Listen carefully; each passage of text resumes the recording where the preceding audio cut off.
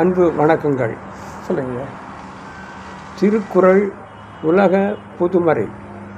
இன்று உலகம் முழுவதும் மக்கள் அவரவர்கள் மொழியிலே மொழிபெயர்க்கப்பட்ட ஒரு நூலாகவும் அதை படிக்கின்ற ஆர்வம் மக்களுக்கு மிக அதிகமாகவும் இருக்கின்ற காலம் இது.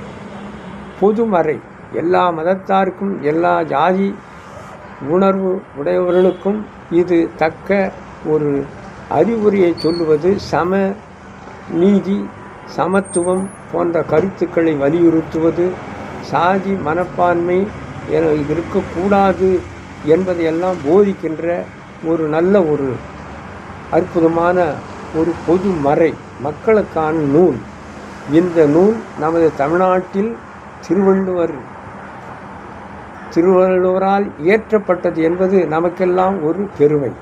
இந்த குறள் இப்பொழுது 850 தமிழ் அறிஞர்களால் உரை எழுதப்பட்டிருக்கிறது.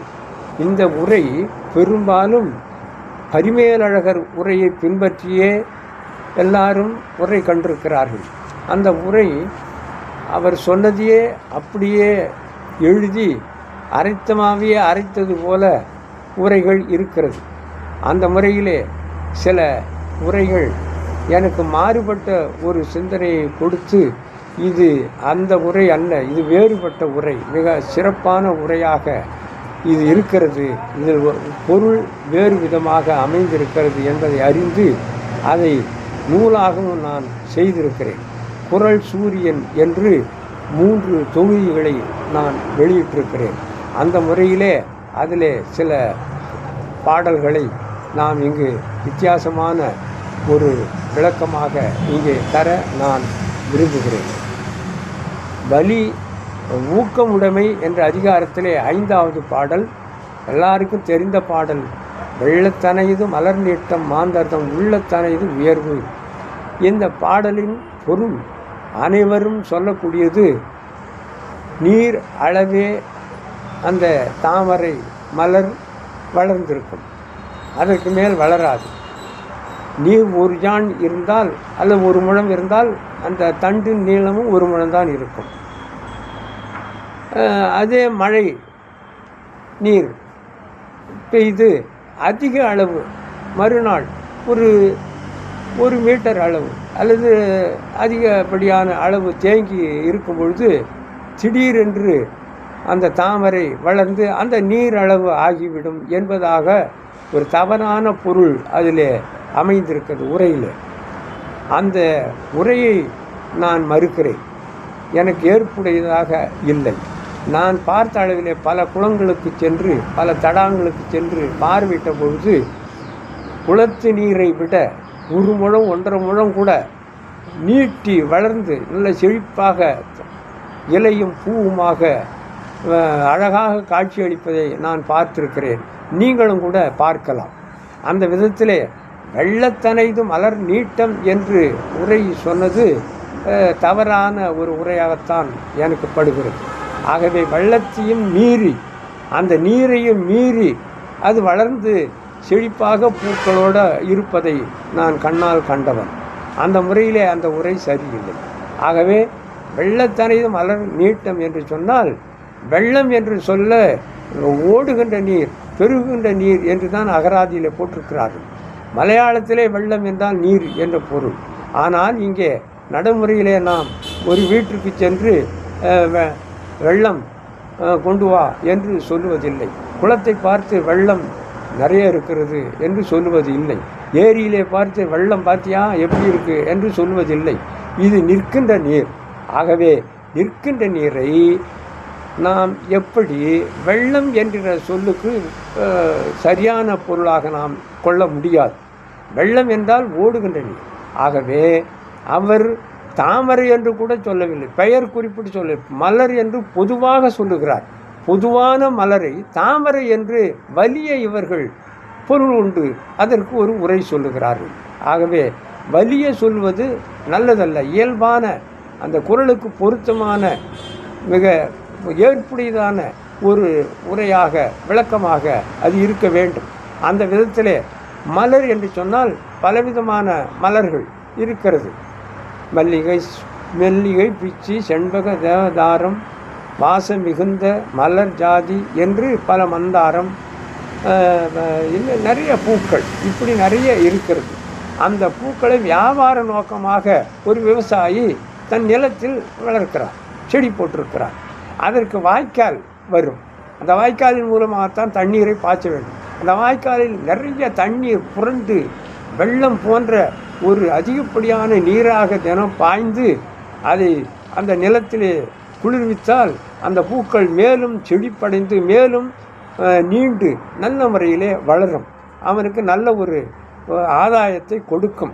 ஆகவே வெள்ளம் நீர் என்பது பெருகுகின்ற ஓடி வருகின்ற நீரைத்தான் குறிக்கும். இப்படித்தான் அதனுடைய உரை இருக்க வேண்டும். விவசாயி பயிரிடுகின்ற தன் பூஞ்செடிகளுக்கு வாய்க்கால் வழியாக பெருகுகின்ற வெள்ளம் போன்று நிறைய ஓடி வரும் நீர் பாய்ச்சி அதை வளர்த்தால் அது செழிப்பு மிக்கதாக ஆகும். அதை போல ஒரு ஆர்வம் உடைய ஊக்கம் உடைய இயங்கும் உள்ள உணர்வுக்கு நிற்கும் பாசி குளத்து நீர் சரியான ஓமை ஆகாது. இவன் இயங்குகிறான், ஊக்கம் உடையவன். அந்த ஊக்கம் உடைமை அதிகாரத்திலே தான் இந்த பாடல் இருக்கிறது. ஊக்கம் உடையவன் இயங்குகின்ற தன்மை உடையவன், குளத்து நீர் நிற்கின்ற தன்மை உடையது. அதற்கு இதற்கு ஓமை பொருத்தமாக ஆகாது. ஓடி வருகின்ற நீர் தான் இயங்குகின்ற தன்மை உடையவனுக்கு பொருத்தமான ஒரு ஓமை. ஆகவே நான் சொல்லுகின்ற இந்த ஓமை தான் சரியானது என்பது எளியேனின் கருத்து. இதை ஏற்புடையவர்கள் ஏற்கலாம், இல்லாவிட்டால் 10ஓடு 11ஆக இருக்கட்டும். தமிழுக்கு இதுவும் ஒரு உரை, திருவள்ளுவருக்கு இதுவும் நல்ல உரைதான் என்று சேர்த்து கொண்டு அதை பெருமைப்படுத்துவதிலே ஒன்றும் குறையில்லை. ஆகவே இந்த உரைதான் சிறப்பு என்று சொல்லி என்னுடைய நன்றியும் வணக்கத்தையும் நமது தம்பி இந்த முயற்சிக்கு ஈடுபாடு கந்தவேல் என்னுடைய மாணவர், அவருக்கும் என்னுடைய நன்றி. கேட்பொருளும் வாழ்க வளமுடன் என்று சொல்லி வாழ்த்தி விடைபெறுகிறேன். நன்றி, வணக்கம். நன்றி. பரிக்கல் சந்திரன் இது வரைக்கும் எத்தனை படைப்புகள் வெளியிட்டு? 4 படைப்புகள் வெளியிட்டிருக்கிறேங்க. நான் இது 40 நூல்கள் எழுதியிருக்கேன். திருக்குறளை பற்றி 4 நூல்கள் எழுதியிருக்கேன். இது மணிவாசகர் பதிப்பகம் வெளியிட்டிருக்கு சிறப்பாக. அது நல்ல முறையில் விற்பனையும் ஆகி கொண்டிருக்கிறது. ஆனால் இது போன்ற நல்ல ஒரு பல பேருக்கும் தெரியும்படியான முறையில் இன்னும் நான் அதற்கு முயற்சி எடுக்கலை. இதுதான் முதல் முயற்சி. பத்திரிகைகள் என்னுடைய கதைகள் நிறைய வருகிறது, கவிதைகள் வருகிறது. ஒரு மாதத்திற்கு 5-6 படைப்புகள் எப்படியும் இடம்பெறும். அந்த முறையில் தினமும் என்னுடைய உழைப்பு எழுத்து தான். என்னுடைய இதுவே வாசகமே என்னுடைய கடிதத்திலே எனது தொழில் இலக்கியம். பாரதி சொன்னது போல இப்படி தான் நான் வாழ்ந்து கொண்டு வருகிறேன். நன்றி, வணக்கம். இப்போ இந்த புதுச்சேரி வானொலியிலாம் உங்களுடைய படைப்பு வழி வந்திருக்கு நிறையா. வானொலி நாடகம் வானொலியில் நிறைய நான் ஒரு 40 அப்போது வானொலி மட்டும்தான் இருந்தது. இந்த தொலைக்காட்சியெலாம் வராத காலம். ஆகவே ஒரு 40 நாடகங்கள் அப்போது தொடர்ந்து என்னுடைய நாடகங்கள் புதுச்சேரி வானொலியில் இடம்பெற்றிருக்கு. மிகுந்த குறிப்பிடத்தகுந்த நாடகம் இருக்குது. அமாவாசையில் அழகு நட்சத்திரங்கள், மனை ஒரு மகாலட்சுமி போன்ற நாடகங்கள், ஆப்பிள் விழுங்கிய நண்டு, இப்படிப்பட்ட நாடகங்கள்லாம் அற்புதமான நாடகங்கள்.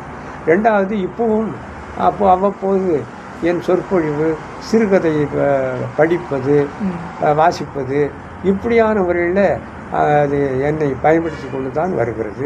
தொலைக்காட்சியிலே, பொதிகை தொலைக்காட்சியில் என்னுடைய பேட்டி வந்திருக்கிறது, நாடகம் வந்திருக்கிறது.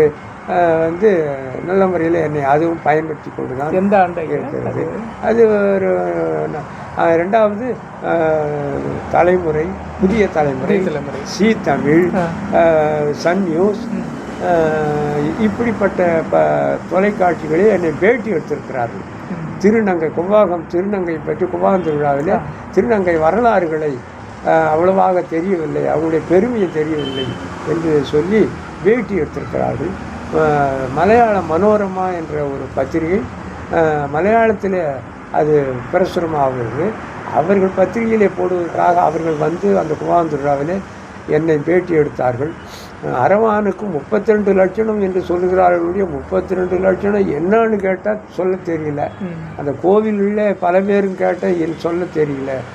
பல பேர் முதியவர்களை கேட்டால் இல்லை 32 லட்சணம் தான் பாரதத்தில் பொதுவாக போட்டான விரிவாக போடலை என்று சொல்லுகிறார்கள் அப்படின்லாம் சொன்னாங்க. நீங்கள் சொல்ல முடியுமா என்று கேட்டதுக்கு நான் சொன்னேன் 32 லட்சணம் என்பது எதை வைத்து சொன்னேன்னு சொன்னால் விக்ரமாதித்தன் கதையிலே வருகிறது. இந்த நாடாறு மாதம் காடாறு மாதம் அவன் வந்து விக்ரமாதித்தன் 32 லட்சணம் பொருந்தியவன். அதுக்கடுத்து போஜராஜன் என்ற ஒரு அரசன் ஆண்டவன், அவனுக்கு 32 லட்சணம். அந்த நாற்காலியில் சிம்மாசனத்தில் போஜராஜன் ஏறி அமரப்போவான். அப்போ 32 பொம்மைகள். அந்த ஒவ்வொரு பொம்மையும் கேள்வி கேட்கும், நீ வந்து என்ன திறமை உங்கள்கிட்ட இருக்குது, என்ன ஆற்றல் இருக்குது. அது 32 லட்சணம் என்று சொன்னால் திறமை, அவனிடத்தில் இருக்கின்ற ஒரு அறிவுத்தன்மை, அறிவு ஆற்றல். இதை கேள்வி கேட்கும். அவன் 32 கேள்விக்கும் பதில் சொல்லுவான். ஆகவே இந்த சிம்மாசனத்தை ஏறி அமர்வதற்கும் உனக்கு தகுதி இருக்கிறது என்று சொல்லுகிறேன். அந்த விக்ரமாதித்தன் கதையில் தான் 32 லட்சத்தினுடைய விரிவாக்கம் இருக்கிறது. அதாவது ஒரு சில இது நான் சொல்லுகிறேன். ஒரு 32 லட்சத்திலே முக்கியமானது அவன் பிற உயிர்களின் உள்ளே புகுந்து, அதாவது ஊடுருவி தன் உருவமாக மாற்றிக்கொள்ளும் திறமை அவனுக்கு இருக்க வேண்டும். ரெண்டாவது, அவன் இறைவனோடு நேரடியாக பேசுகின்ற ஆற்றல் இருக்க வேண்டும்.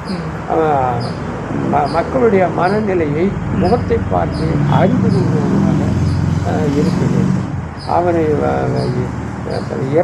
அதாவது எதிரிகளால் இறக்கப்பட்டாலும் டக்கென்று உயிர் பெறக்கூடிய ஆற்றல் அவனுக்கு இருக்கும். அப்படிப்பட்ட ஒரு சில முறைகளையெல்லாம் 32 லட்சணத்திலே அடங்கக்கூடியது. அது அரவானுக்கு 32 லட்சணம் உண்டு.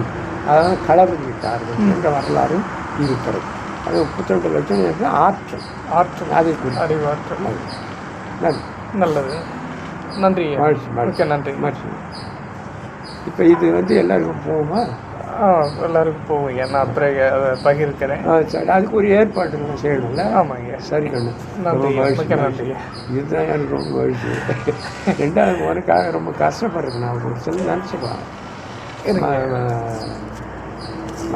நான் சொல்லல நினச்சிக்கிட்டு எல்லாமே சரியாகுங்க. அவங்க மாணவன் உலகம் போற்றக்கூடிய கண்டிப்பாக ஒரு நிலை அடைவேன். அப்பொழுது உங்களுடைய புகழும் கண்டிப்பாக உரியதாக இருக்கும். கண்டிப்பாக. சரி.